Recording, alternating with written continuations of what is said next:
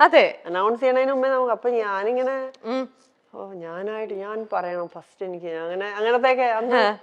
പക്ഷെ അതൊരു different experience ആണ്. കാരണം എനിക്ക് തോന്നുന്നു ഒന്നാമത്തെ മിസ് കേരള ആണോ സെക്കൻഡ് ആണോ എന്ന് അറിയില്ല. അതൊരു ഡിഫറെന്റ് കോൺസെപ്റ്റ് ആയിരുന്നു കേരളത്തിന്.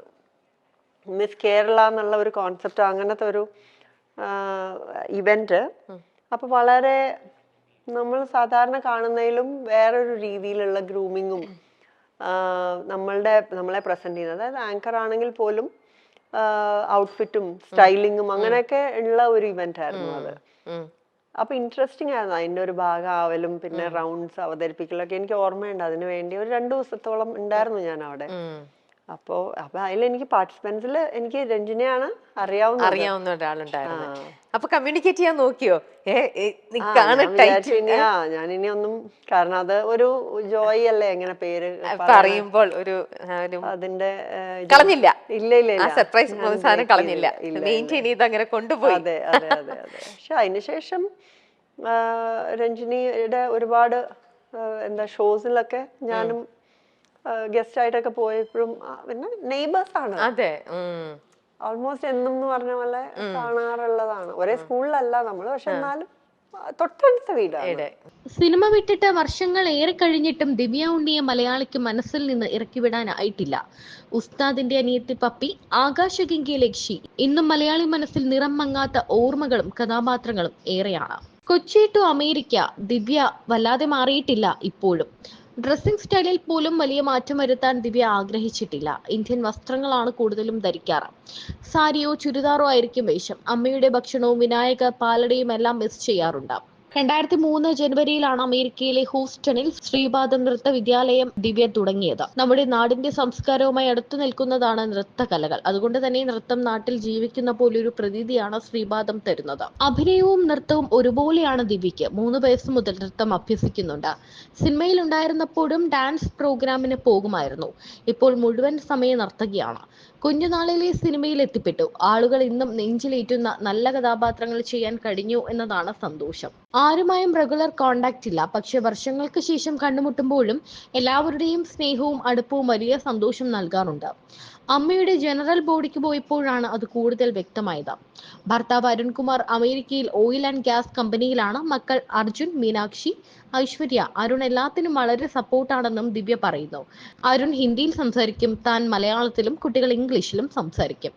സഹോദരി വിദ്യ ഭർത്താവിനൊപ്പം സിംഗപ്പൂരാണ്. അമ്മ ഇത് നല്ലതാട്ടാ, അല്ലെങ്കിൽ ഇത് മോശാട്ടാ, അങ്ങനെ പറയൂ അവരും? ഇല്ല. Do you know what contouring is ഒക്കെ ചോദിക്കും. പഠിച്ചത് എല്ലാ ദിവസവും രാവിലെ ഇത് എന്റെ ജോ ലൈൻ ഒക്കെ ആണോ അമ്മ? ഞാൻ പറഞ്ഞു ഒരു കുഴപ്പമില്ല ജോ ലൈനിന്. മീനാക്ഷിയുടെ കാര്യം ഞാൻ പറഞ്ഞു. So it's my Joe line sharp, what do you think എന്നൊക്കെ ചോദിക്കും. ഞാൻ പറഞ്ഞു ഷാർപ്പാ, നല്ലതാ. പിന്നെ നെയിൽ ആർട്ട് വലിയ ഇഷ്ടമാണ്.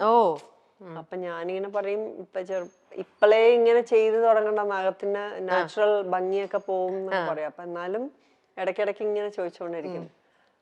പിന്നെ ചെറിയ ചെറിയ കാര്യങ്ങൾക്കൊക്കെ ഇപ്പൊ ചിലപ്പോ നമ്മൾ അൾത്ത ഇടുമല്ലോ ഡാൻസിന്. അപ്പോ അതിനിപ്പോ നീലയും കറുപ്പും ഒക്കെ നെയിൽ പോളിഷ് ഇട്ടാ ഭയങ്കര അപ്പൊ എന്തെങ്കിലും പ്രോഗ്രാം ഉണ്ടെങ്കിൽ ആദ്യം അതായത് മീനാക്ഷിയെ കൊണ്ട് ചെയ്യാൻ പറ്റണത് സെൽഫായിട്ട്.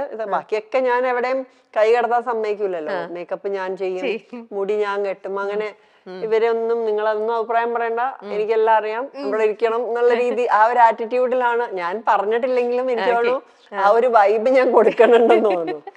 അപ്പൊ അമ്മ ഞാൻ നെയിൽ പോളിഷ് ഇട്ടു ഒരു ഭയങ്കര ബ്ലൂ ഇട്ടോണ്ട് വന്നു. കോസ്റ്റ്യൂമിന്റെ കളറായിരുന്നു.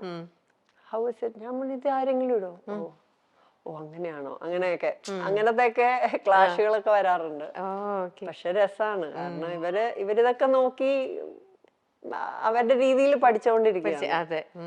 അല്ല, പെൺകുട്ടികൾ നമ്മളെ കൂടെ ഇങ്ങനെ വരുമ്പോ അവരും ഇപ്പൊ അവർക്ക് കുറെ കൂടെ നമ്മളെക്കാളും കൂടുതൽ ഇതുപോലത്തെ ഐഡിയാസും കാര്യങ്ങളും ഒക്കെ ഉണ്ടെങ്കിൽ അവരും അതുമായിട്ട് കൊണ്ടുവന്നതിനും അവരിങ്ങനെ നമ്മൾ ഓരോന്നിനും ഒരുങ്ങുമ്പോ അവരിങ്ങനെ ശ്രദ്ധിക്കും. എന്നിട്ട് അവരിങ്ങനെ അവരുടെ ഭാഗത്തു നിന്നുള്ള ഒരു കമന്റും കാര്യങ്ങളും ഉണ്ട്. പിന്നെ നമ്മള് ഉടുക്കണത് ഇപ്പൊ ഐശ്വര്യക്കൊക്കെ സാരി സെലക്ഷൻ ഒക്കെ ഉണ്ട്. ഇന്ന ദിവസം ഇന്നത് ഉടുക്കൂ, ഇന്ന് ഇത് ഉടുത്താ മതി. നമ്മളില്ല ഇത് വേണ്ട, അല്ല ഇത് നല്ലതാണ്. പിന്നെ എല്ലാം ഇവർക്ക് വലിയ മാച്ചിങ് കാര്യമാണ്.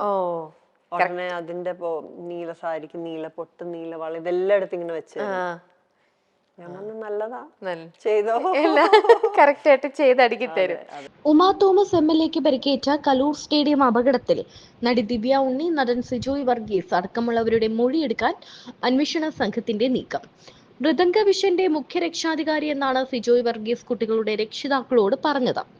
സാമ്പത്തിക ഇടപാടിൽ സിജോയ് വർഗീസിന് പങ്കുണ്ടോ എന്നും അന്വേഷണ സംഘം അന്വേഷിക്കും. അന്വേഷണ സംഘം നടനെ വിളിച്ചു വരുത്താനും ആലോചിക്കുന്നുണ്ട് എന്നാണ് വിവരം. അതേസമയം അപകടത്തിന് പിന്നാലെ രജിസ്റ്റർ ചെയ്ത കേസിൽ പരിപാടിയുടെ സംഘാടകരുടെ മുൻകൂർ ജാമ്യാപേക്ഷ ഹൈക്കോടതി പരിഗണിക്കും. Mridanga vision MD M Nikosh Kumar, Oscar event management ഉടമ PS ജനീഷ് എന്നിവരുടെ മുൻകൂർ ജാമ്യാപേക്ഷയാണ് ഹൈക്കോടതി പരിഗണിക്കുന്നത്. പരിപാടിയുടെ നടത്തിപ്പിൽ വീഴ്ചയുണ്ടായിട്ടില്ല എന്നാണ് മുൻകൂർ ജാമ്യാപേക്ഷയിലെ പ്രധാന വാദം. എല്ലാ സുരക്ഷാ മുൻകരുതലും സ്വീകരിച്ചുവെന്നും ആരോപണങ്ങളിൽ അടിസ്ഥാനമില്ലെന്നും ആക്ഷേപങ്ങൾ നിലനിൽക്കില്ലെന്നുമാണ് സംഘാടകരുടെ വാദം. അതേസമയം സ്റ്റേജിൽ നിന്ന് വീണ് പരിക്കുപറ്റിയ തൃക്കാക്കര MLA ഉമാ തോമസ് MLA കണ്ണു തുറന്നു.